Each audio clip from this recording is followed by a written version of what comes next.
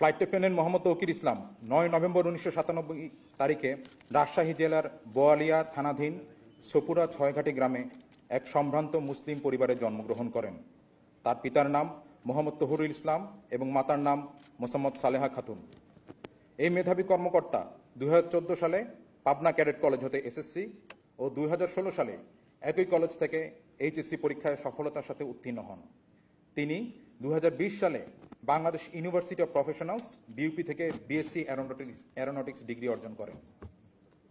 কর্মকর্তা ২২ ডিসেম্বর ২০১৬ তারিখে বাংলাদেশ বিমান বাহিনী একাডেমিতে যোগদান করেন এবং সফলতার সাথে প্রশিক্ষণ শেষে ১ ডিসেম্বর ২০১৯ তারিখে জিডিপি শাখায় কমিশন লাভ করেন।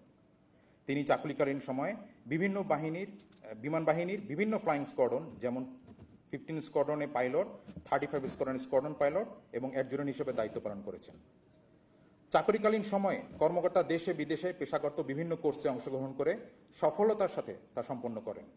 তিনি বাংলাদেশ বিমান বাহিনীর 11 স্কোয়াড্রন হতে বেসিক ফ্লাইং ট্রেনিং, 15 স্কোয়াড্রন হতে basic jet and fighter conversion course, aeromedical institute হতে ফিজিওলজিক্যাল ট্রেনিং কোর্স এবং physiological indoctrination course, school of security and intelligence হতে officers basic air intelligence course, Bogura radar unit হতে electronic air warfare course, school of physical fitness হতে watermanship course ও বিমান বাহিনী academy হতে potential flight commander course কৃতিত্বের সাথে সম্পন্ন করেন।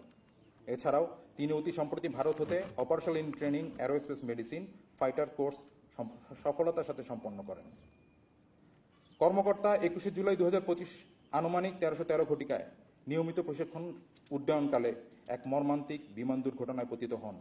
পরবর্তীতে সম্মিলিত সামরিক হাসপাতাল ঢাকায় চিকিৎসাধীন অবস্থায় মৃত্যুবরণ করেন। ইন্না লিল্লাহি ওয়া ইন্না ইলাইহি রাজিউন। মরহুম কর্মকর্তার কমিশন চাকরি ৫ বছর ৭ মাস ২১ দিন এবং মৃত্যুকালে তার বয়স হয়েছিল ২৭ বছর ৮ মাস ১৩ দিন। মৃত্যুকালে তিনি মা বাবা, স্ত্রী এবং অসংখ্য গুণগ্রাহী রেখে গেছেন।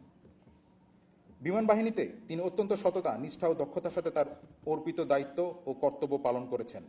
আমরা তার বিদেহী আত্মার মাগফিরাত কামনা করছি এবং মরহুমের শোক সন্তপ্ত পরিবারের প্রতি সমবেদনা জ্ঞাপন করছি।